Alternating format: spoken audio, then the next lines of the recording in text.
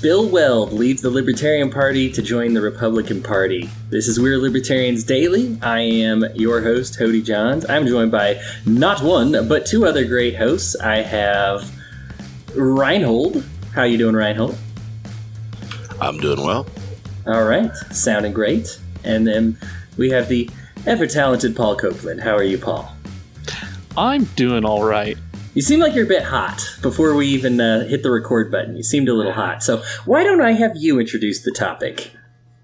Well, today on February 4th, 2019, the news has come out that former vice presidential candidate for the Libertarian Party, Bill Weld, has joined back up with the Republican Party. Yuck. Yeah. So, it has been put out that his voter registration in his hometown or home state of Massachusetts has been noted as Republican, and that is something that came out through his clerk office in his home county. And it has made its rounds like wildfire across the Liberty movement.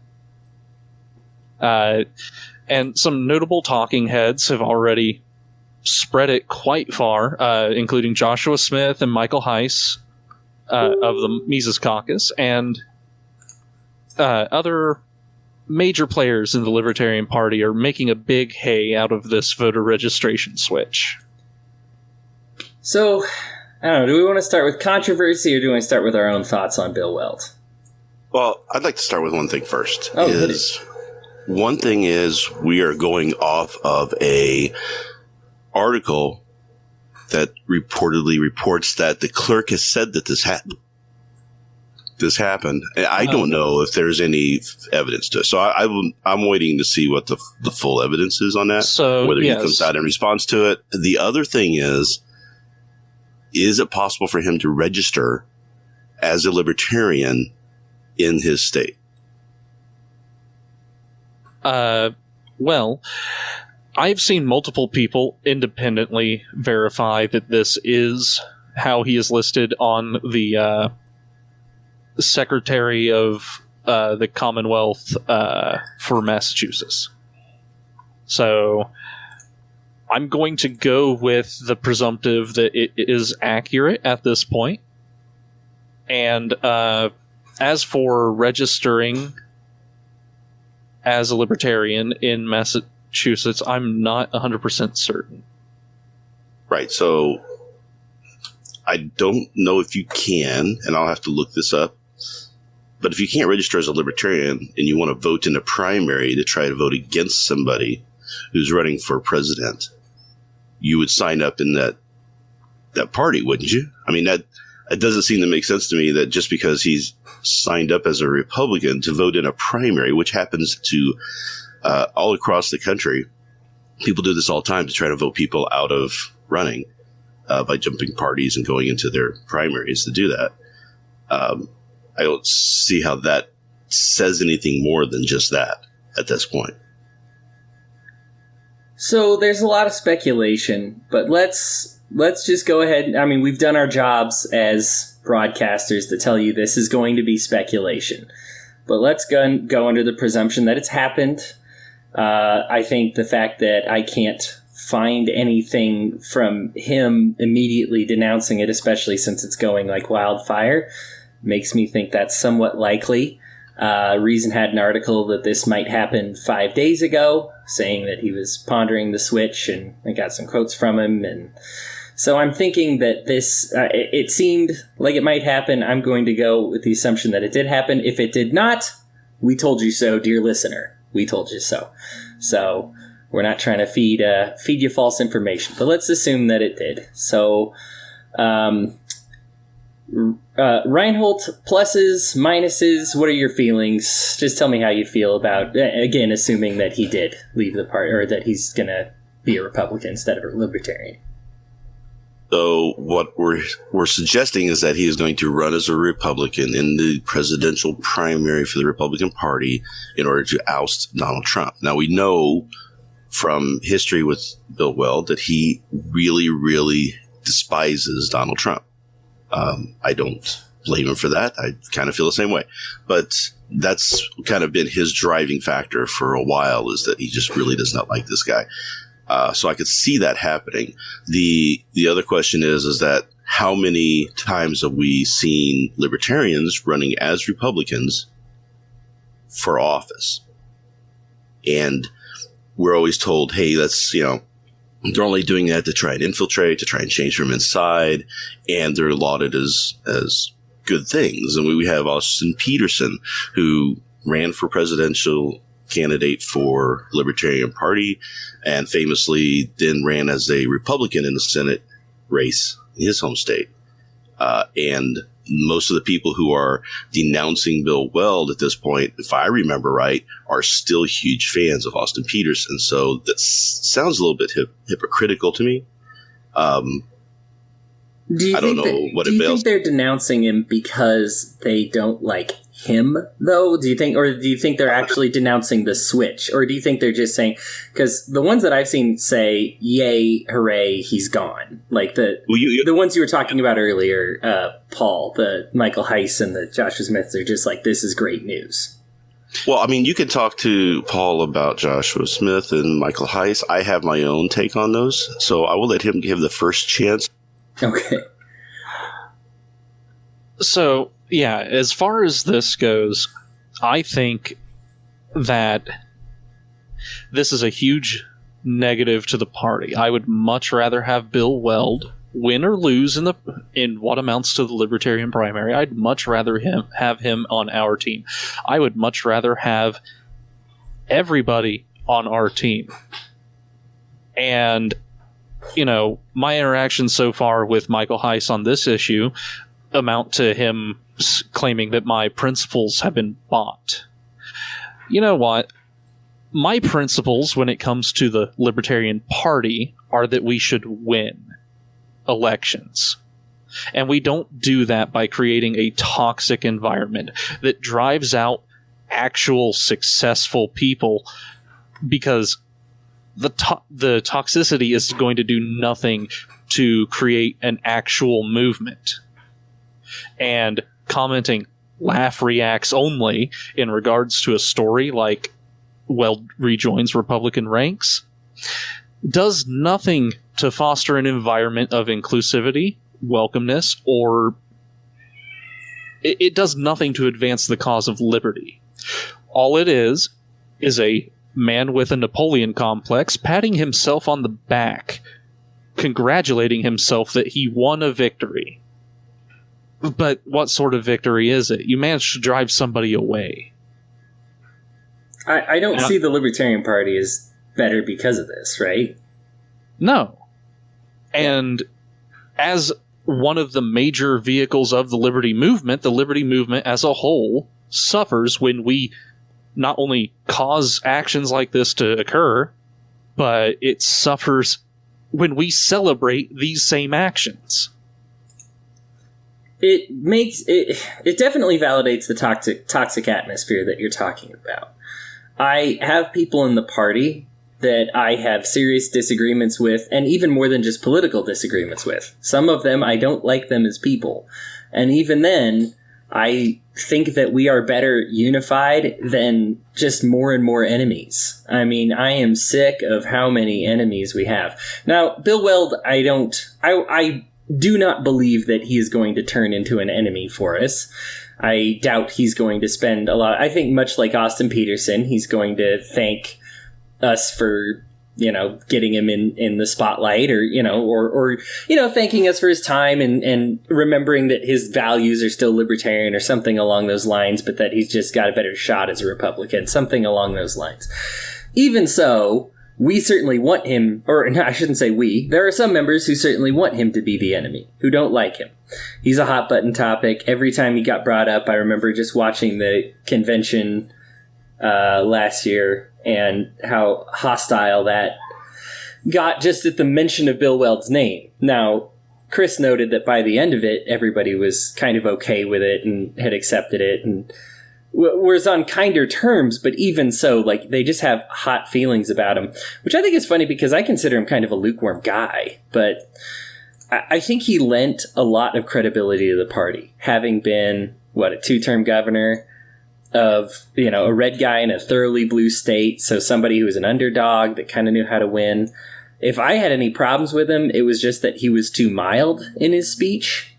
I guess I hated Trump and Hillary kind of in equal proportions. So maybe when he was like, I'd rather, I believe he blatantly said that Hillary was less dangerous than Trump.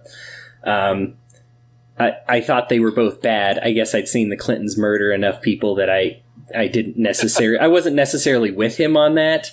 But, I mean, mild disagreement, right? Either way, I liked that he was becoming more of a libertarian. He had done so much recruiting. And I just hate to see all this go out the window to the tune of celebration. I mean, I feel like it should be a time of mourning, and I hate to see people excited about it. But, yeah, that's my take on it. I hope it's not true. I think that we're better. I got to be honest with you. Like I said, I think he's got like a very mild message that appeals to kind of a mild-mannered person. I don't think it's kind of like my number one choice for the Republican representation or Libertarian representation for president.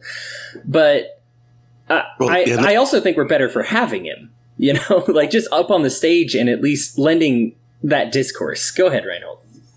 So Bill Weld has something that a lot of people in the Libertarian Party don't have, and that is a long history of political knowledge and a long history of winning political. For us not to embrace that and learn from it is a little odd to me. But it doesn't sound odd to me from someone like Joshua Smith or Michael Heiss, both of who really don't have any political acumen, don't understand politics very well. They believe that they can just repeat everything that Ron Paul ever said and win elections, which isn't going to work.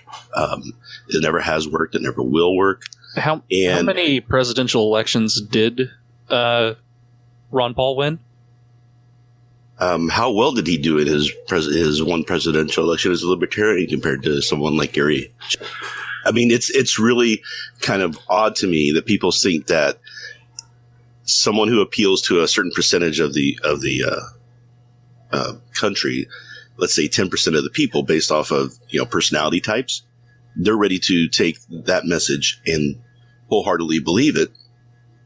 But you got to win more than just 10% of the country. You've got to be able to appeal to a larger wide of people, and scaring them by saying you're going to change all of these things overnight and you don't care about their concerns or their daily lives. Like, people who vote for in elections want to be able to wake up the next day and still be able to take care of their family, take care of their jobs, have an income, and feel safe. And when you tell somebody you're going to change everything that they're doing and rip it all apart, and don't have a plan in place for how you're going to get them there safely without destroying their lives, they're going to run away. They're not going to vote for you. And that's the message that these people want us to have, which is just going to make sure that nobody wants to hear us anymore, wants to vote for us. But as far as Bill Weld goes, I mean, I would love to see someone better. And I've said this before. I said, if you have someone better than Bill Weld, you want to run in the Libertarian Party, bring them on. Let's go. But the same, when people who consider moving to the Libertarian Party from the Republican Party, and they have baggage because they were a Republican for a long time, they're going to see what happened to Gary Johnson and Bill Weld and go, no, I don't think so. I'm going to stay where I'm at. Right? Everybody's like, well, we should get Justin Amash to come over and run for us. Well, that'd be great. Do you think he would do it after what he's seen we've done to other people who have done this? Laura Ebke moved over, and there were some people inside the party who just did not like her moving over, right? So it just doesn't make sense to me that if we're trying to bring over people to join our party, why, when they do that, we would treat them as being the devil themselves.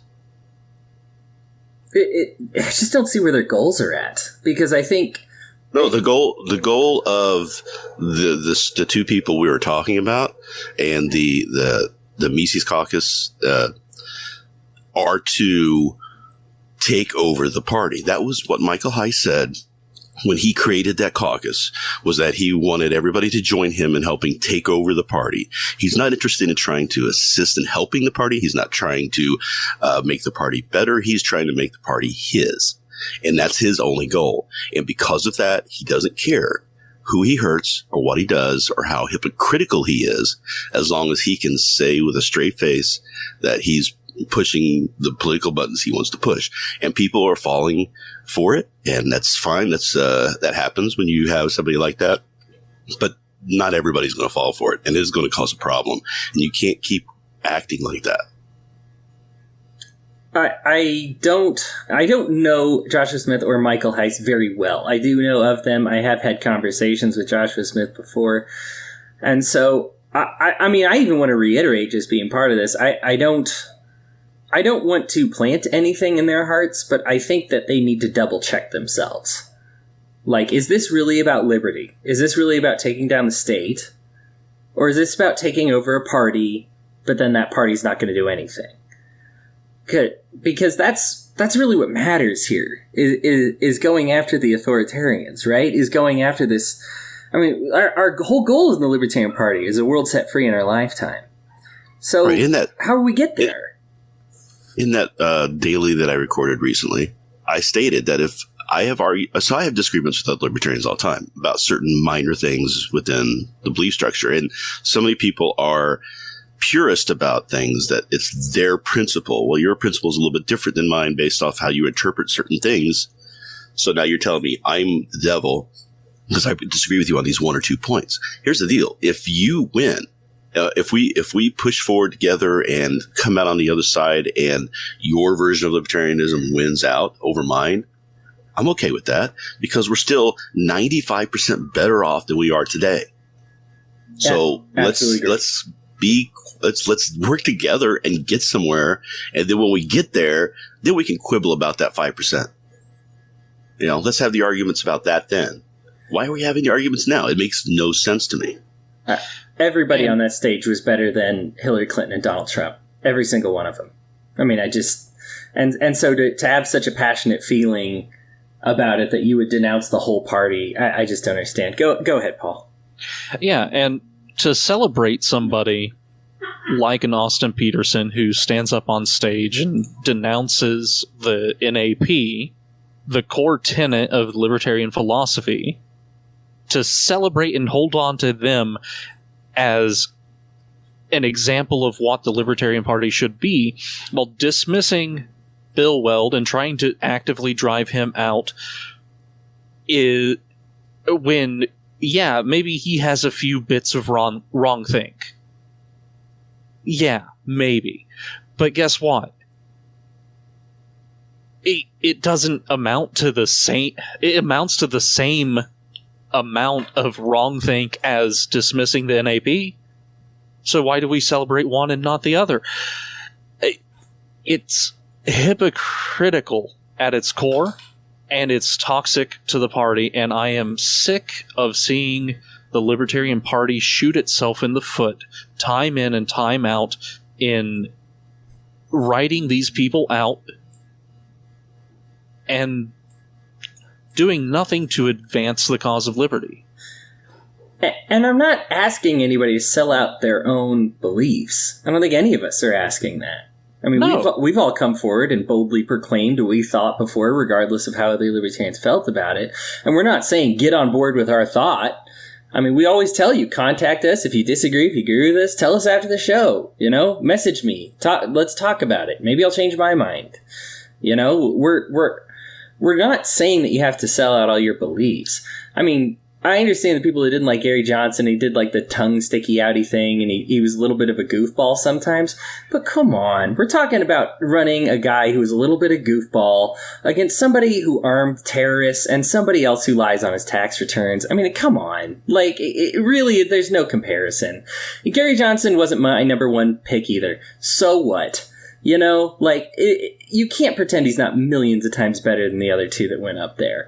And so to just spend all your time bashing him is such a backward step for us. Well, it's one thing a lot of people in the Libertarian Party have done successfully for so many years is that's defeat our own candidates to the point where the Republicans and Democrats don't even have to bother worrying about it.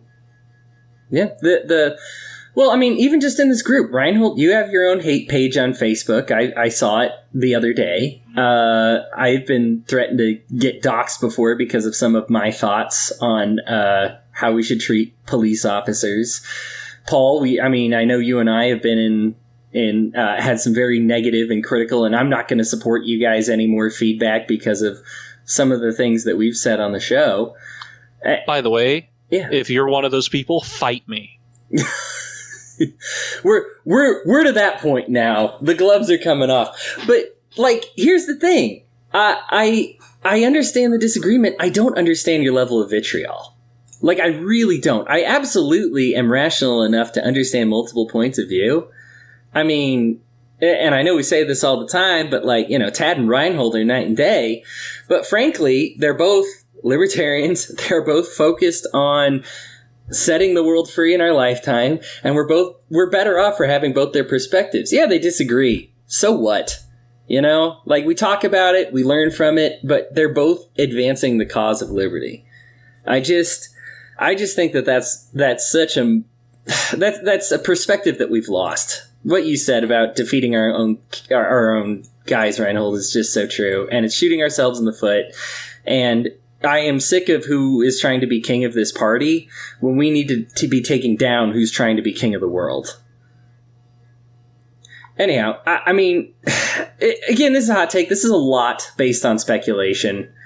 That's kind of my final thoughts on it. Is I hate the infighting. I think everybody does. Everybody, year after year at the convention. What's the number one problem with the Libertarian Party? The infighting. But we just can't seem to stop.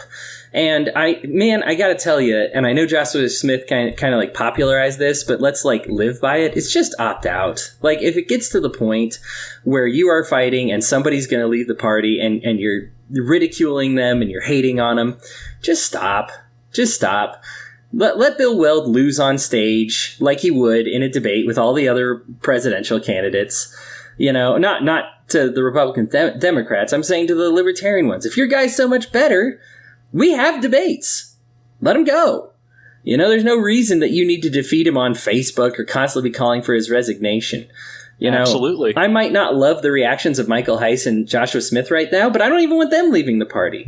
They do work. I want them bringing in who they bring in. I want the capitalist from Michael Heiss. I want the socialist from Mike Shipley. I want the everybody in between from We Are Libertarians to all come together and say we are done getting tread on. But it requires me being able to extend a hand with both of those sides, and both of those sides extending a hand to each other. Bill Weld is like as oatmeal as it gets. He just is. He's not thrilling. I get it. But, I mean, it's not like he's got some murder on his record or something crazy. Like, he's just a normal guy. So, I'm sorry. I said that would be my final words. That's my final words.